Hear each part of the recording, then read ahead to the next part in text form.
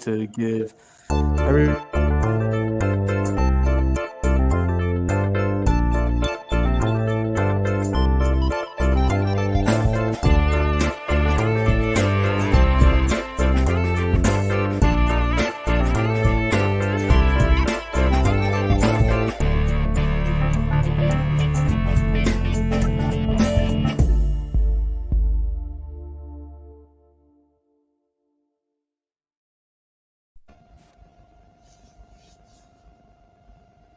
Good afternoon. My name is Mr. Behta, and I'm here today to talk to you guys about some of the expectations when it comes to grades, credits, when we come into high school starting next year. So, for those of you that are in eighth grade, this will be some very valuable information for you to learn about what's expected, what counts as grades, credits, and everything going into ninth grade and throughout your high school career.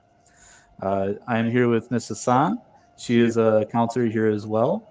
And together we are going to be giving you a presentation today about credits and the Michigan Merit Curriculum. So let's begin. Sure. All right. So let's start with GPA. So those of you that are in eighth grade right now are aware what a GPA is. So each semester, when the semester is over, you have your final grades and you have a final GPA for the semester. That happens for first semester and second semester. Now, when you get to high school, what you're going to start with is a cumulative GPA. So, what a cumulative GPA is it's the GPA that begins when you're in ninth grade and ends when you're in 12th grade. So, the grades that you get in ninth grade are going to be accumulated into your GPA for your entire high school career. So what you get in ninth grade will be included into your final GPA. Your cumulative GPA is the GPA that will be on your transcript when we send it to colleges. The next thing that's going to be on your transcript that's very important are your credits. Now, in order to graduate, you will need 24 credits. Each year that you were in high school, you will be working towards achieving 6 total credits. In order to earn a credit, you must pass those classes with a D or higher. Hello, everyone. As Mr. Behta stated, I am Mrs. Hassan. I am one of the counselors here at STAR. I deal more with the 11th and 12th graders, but I'm here to assist as well. So, in order, how we determine the credits that you need, we follow the Michigan Merit Curriculum, and the requirements are that you must meet at least 24 credits in order to graduate. Out of the 24 credits, 4 credits need to be English language arts, 4 credits of math, 3 of science, and then 3 of social studies, and then 2 credits of world language.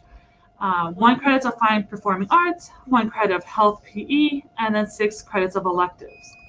Now, for the 2 credits of world language, if you have taken a world language in middle school or elementary school 2 years, at least 2 years consecutively, we can waive that requirement and then give you the world language credit. If you have not, then you will be expected to take the 2 credits throughout your high school, preferably 9th and 10th grade. Same thing with the health and physical education. If you play a sport for a full semester, then we can take the physical education aspect of it for half a credit, and then you will do the half a credit of health. And then the 6 credits of electives will range from a variety of electives that are offered at Star International. And then you will also need a minimum of 6 credits each year, as Mr. Behta stated, in order to go on to the next grade level. Any classes that are failed must be made up. Usually we would go through Keystone. We sign you up for that class that you failed. You would need to complete that course, and then you would receive that credit. Both the F and the new grade for that class will be posted on your transcript, and they both will affect your cumulative GPA. Lastly, you will also receive a half a credit for meeting the 50 hours of community service requirement, and we'll discuss that a little more later in the presentation. All right, so what you see in front of you is pretty much a breakdown on the classes that students will take from their ninth grade year to their 12th grade year. I'll go through each subject here. So as you can see for English here at the top, you'll be taking English all 4 years of high school. So typically you'll take English 9 in ninth grade, English 10 in 10th grade, English 11 in 11th grade, English 12 in 12th grade. Now, for students that join AP Literature or AP Lang, those do count for English credits. So if you're an 11th grader and you take AP Lit, that will cover your English credit for that year. For math, the Michigan Merit Curriculum requires all students to take Algebra 1, Algebra 2, and Geometry, as well as a fourth year math class. So your senior year, you will need to take a math class, even if you have 4 credits of math before that. So what do I mean by that is that some students, they will take Algebra 1, Algebra 2, and Geometry, but also take their pre-calc or AP Calc, uh, or you can have business math as your senior year math. For science, uh, you are required to take biology. All students must take biology. 10th grade, here at Star, we typically put you in chemistry for your 10th grade science class. 11th grade, we typically put you in physics. As far as the Michigan Merit Curriculum goes, you can have either chemistry or physics, but you do need 3 full credits. That's why we have students take chemistry and physics.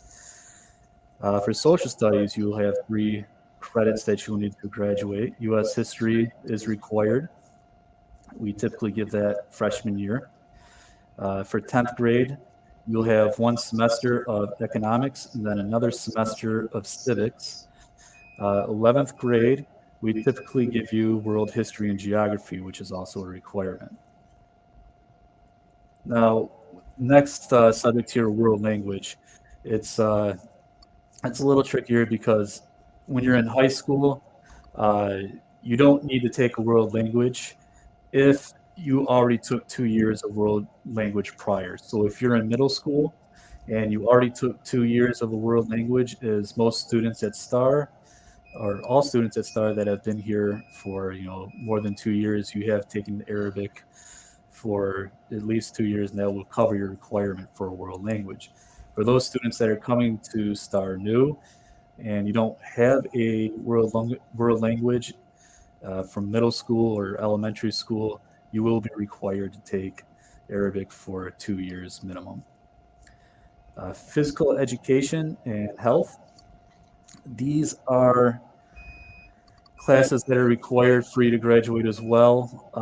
Typically, we try to get the full credit that's required your freshman and sophomore year, so you are all set with that requirement going into 11th grade. Now here I have it under 9th and 10th grade. However, if you don't get that requirement by the time you're in 11th or 12th grade, it's all right. We can still get you scheduled into that class to complete the credit. But just for most students, we want to get that requirement out of the way so we can make sure you get everything else that you need going forward. The fine and performing arts. This would be your art classes, or if you're interested in band, this will fulfill your credit. I also have this under 9th and 10th grade because we also want to get that requirement taken care of by the time you get to 11th grade. If you don't have an art class or music class going into 11th grade, just like PE, it's okay. We can still get you in 11th and 12th grade to meet that requirement. So this is just an example of a year-long breakdown for a typical freshman or for incoming 9th grader. And the order of the classes does not matter, but so you'll have first semester, U.S. history, biology, algebra 1, English 9, typically a PE class, and then journalism. And journalism is just an example of an elective that we offer, so it really depends on the variety of, the choice the student chooses. And then semester 2, we kind of show you that the same schedule, but then the PE will change to art and then another elective. And just to show that credit-wise, our electives are half a credit, and then our core classes, although they are a full credit, they are divided into half credit per semester. Again, this is just a simple example of a breakdown of how a schedule looks like. And then the electives can vary. So you can do PE first semester of ninth grade and then PE again second semester of ninth grade and just kind of get that credit done. Same thing with art. So that's how a typical year would look like. All right, so in order to graduate, we have more requirements than just receiving the credits required by the state. So in order to graduate, students do need to complete community service hours. So they need to do 50 hours from the time they're freshmen until the time they graduate. Uh, Beginning the summer after their eighth grade year, they can begin getting those community service hours. Anything before that, we cannot count. Unfortunately, it has to be after eighth grade. But there's a variety of different places where you can do community service. Um, you can work at, or you can help out at like a mosque, a, uh, a homeless shelter, veterinary hospitals, or just a regular hospital. We have a lot of students that get a lot of hours over at Beaumont. Once you are done completing your 50 hours, and that's all 50 hours, then you will be required to complete a one-page essay that just gives you a reflection of what you've learned from doing your community service and what it meant, and and how you can use that kind of experience moving forward. Your senior year, another thing they have to do to graduate is CPR training. Uh, don't worry about that until your senior year. Just know that when you get to your senior year, that is something you will have to do. So, in regards to standardized tests, all students are required to take these. Usually, as eighth graders, students have already taken the PSAT as a practice SAT. And then they will continue to do so in ninth grade. Usually, semester one typically is taken in October, and then in September two is usually typically taken in April. So they'll take the PSAT in ninth and 10th grade, and then first semester of 11th grade, they'll take the PSAT and MSQT. And then the second semester of 11th grade is when they take the actual SAT, and then take the ACT work keys as well as MSTEP. MSTEP is in social studies and in science. The PSAT is a practice SAT that will kind of give us students the kind of range of where they're at, and then kind of will allow them to see where they need to improve and what subjects they need to work on, and they're able to connect to that to Khan Academy and do a lot more practice exams.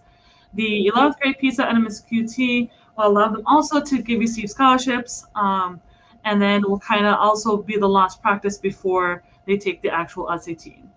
The actual SAT will be then used for colleges when they apply senior year, and then that could be retaken usually during the summer of their 11th grade or the beginning of their senior year.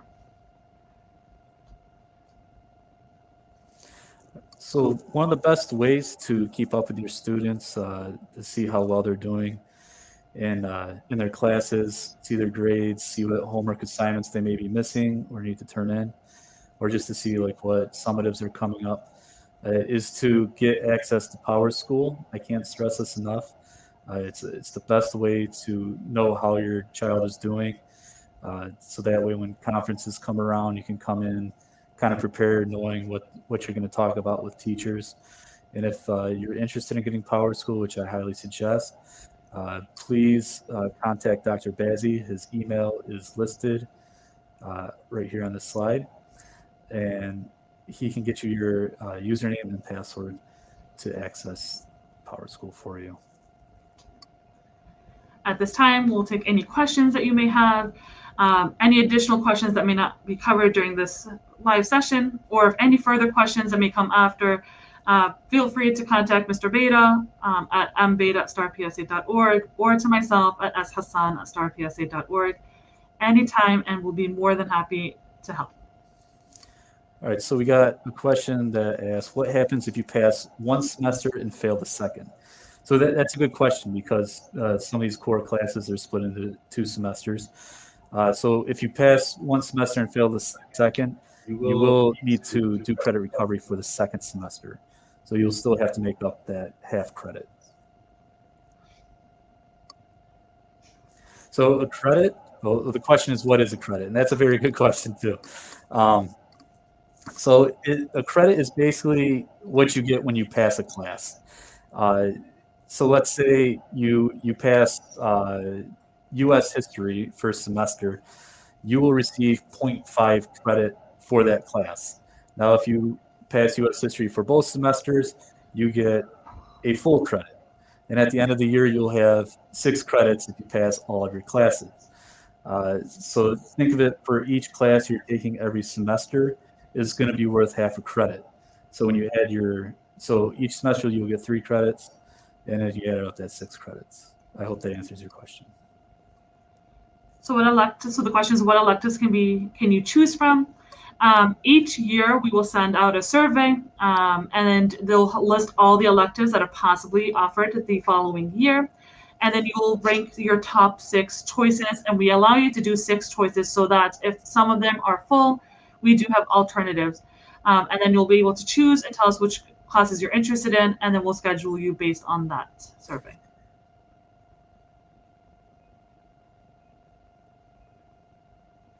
And how much is it to make up a class? If you can just send an email to us, we can answer that question. I mean, it really depends on the class. Each one's a little bit different. Okay, so it says, if I want my child to take more than the requirement, can he test out of certain classes in the summertime and then take the next credit the following year? We actually have not done that. We do have the ALP program that usually starts in the 8th grade. We'll have done the 9th grade English and math classes. Any additional classes that you need to test out of, you're more than welcome to send us an email, and then we can get back to you since it's a student individualized situation.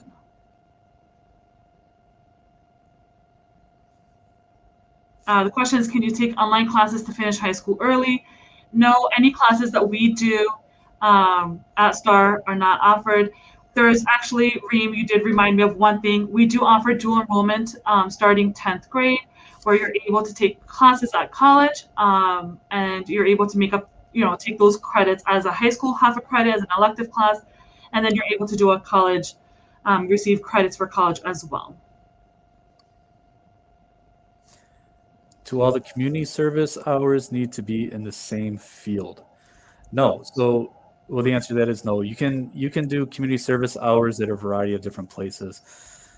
So if you want to work at a hospital for 10 hours, that's fine. If you want to work at like a soup kitchen for another 20 hours, that's fine. It doesn't all have to be at the same place.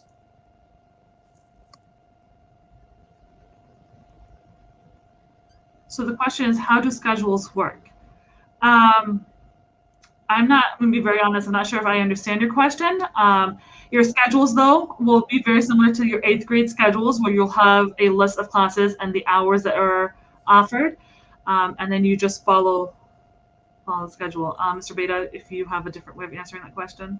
So I kind of get this question a little bit, because coming from 8th grade to 9th grade, it's going to be a little bit different. Right now, you guys are used to being in grade groups. Starting 9th grade, the grade groups will be gone. You'll have different people with you in every class. So I know your schedule might say you're in 9A or 9B. That's basically just for organization practices when it comes to testing and other things. So when you get your schedule for 9th grade, expect to see different students in every class. You won't be in grade groups. The question is, if the child is interested in dual enrollment, at what point of their high school career do they enter into that, and how does that flow with the required credit hours? So dual enrollment starts 10th grade year. So the second semester of your 9th grade year, I will hold a meeting in regards to the application and how the process works. And then we always apply the semester prior to the semester you will be starting dual enrollment. So the first semester you can take dual enrollment will be the first semester of your 10th grade year. How does it flow with the required credit hours? It is considered as an elective. So it will meet the 6 credit elective hours that is required for graduation. And each class for dual enrollment will consider it as a half a credit.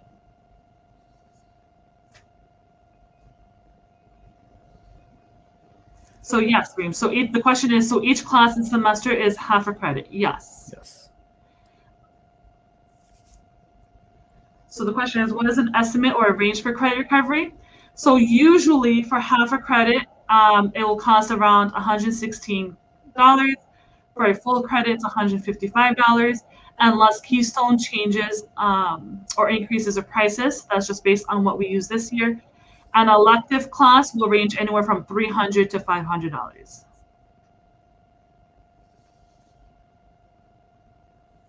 The question is, are summer classes possible in order to get more credits? No, we don't offer summer classes in order to get ahead with credits. We typically have ALP for students that need to do credit recovery.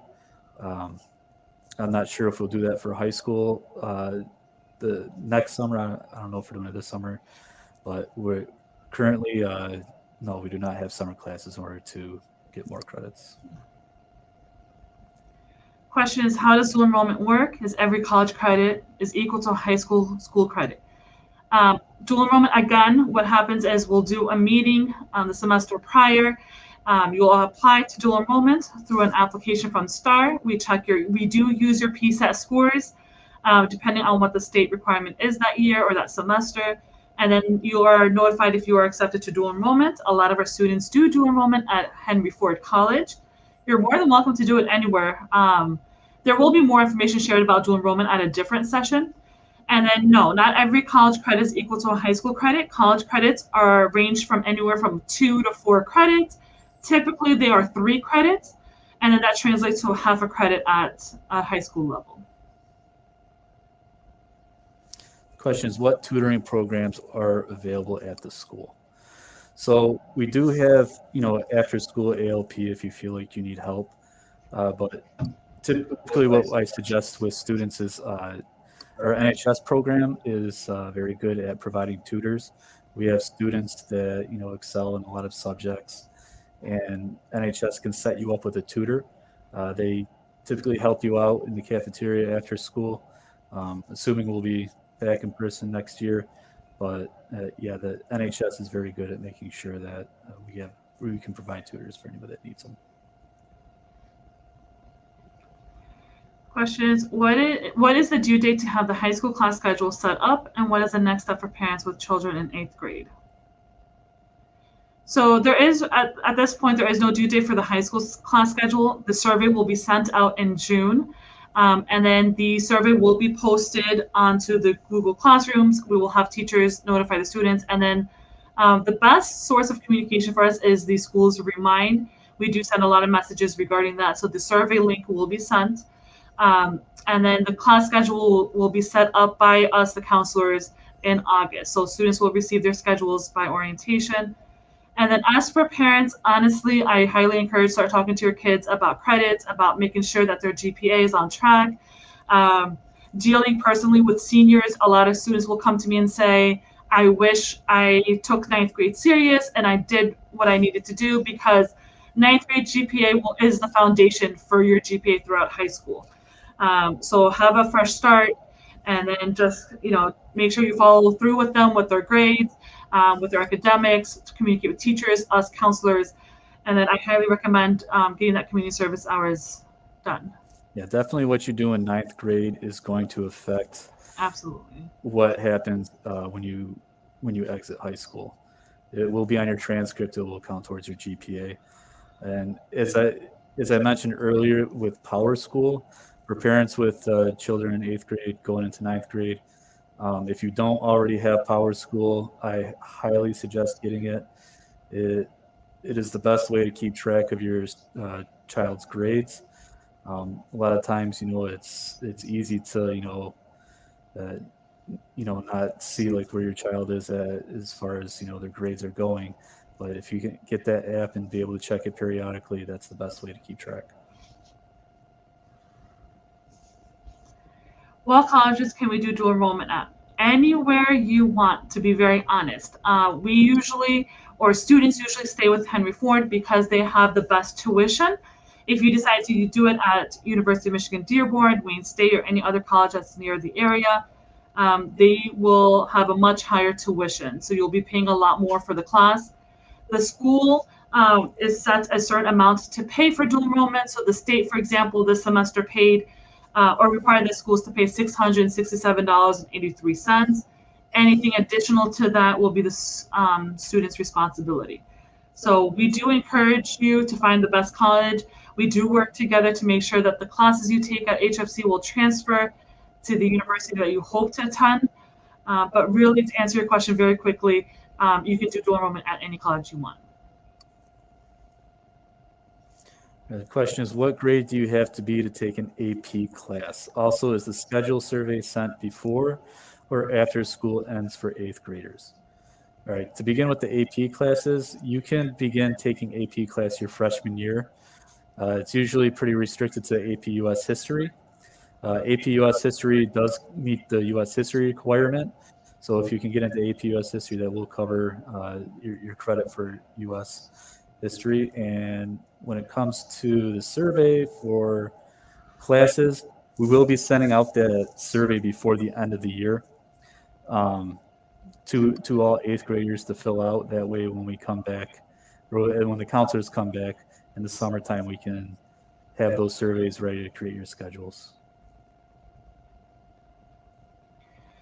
What community service opportunities are available in school?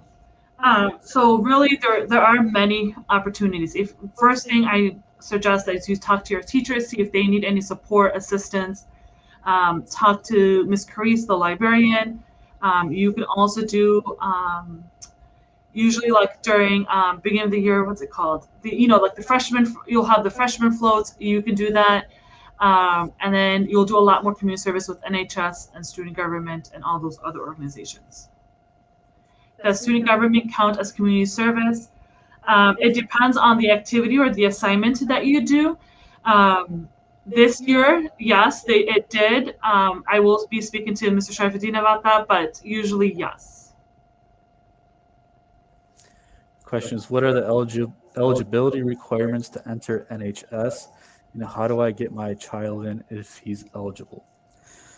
So for NHS, there's a few things we look at. A lot of it has to do with their GPA, how well they do in the classroom. That'd be a good question for Ms. Hoffbauer. She is our NHS coordinator. But yeah, if your student has good grades, high GPA, I know a lot of them. Some of the requirements might include community service hours as well. But yeah, that's a good question for Ms. Hoffbauer if you can get a hold of her.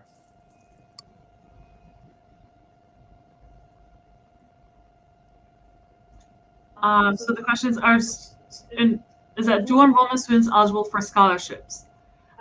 No. So usually dual enrollment is separate from scholarships. Scholarships, I'm assuming you're referring to scholarships from colleges. That's not until 12th grade year. Dual enrollment is something different because it's optional. It's not required. So the school, again, will pay a certain amount, and then the remaining amount will be the student's responsibility.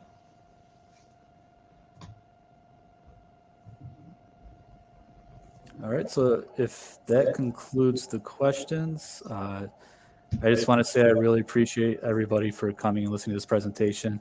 It's very important for a lot of students and parents to understand the requirements for high school. We get a lot of students that they enter their freshman year, they still don't know what credits are, they don't know the requirements to graduate. So knowing that going into high school gives you a good advantage. You guys asked a lot of great questions. There's a lot of stuff that you need to know going into high school. We may not be able to cover everything like in one presentation, but a lot of these questions certainly get to a lot of the details. So with that being said, thank you for joining us, and I hope you guys have a wonderful day. I think Mr. Behta covered all, but thank you again for joining us. Have a great one. And if any questions come up, please feel free to email us and we'll definitely assist you.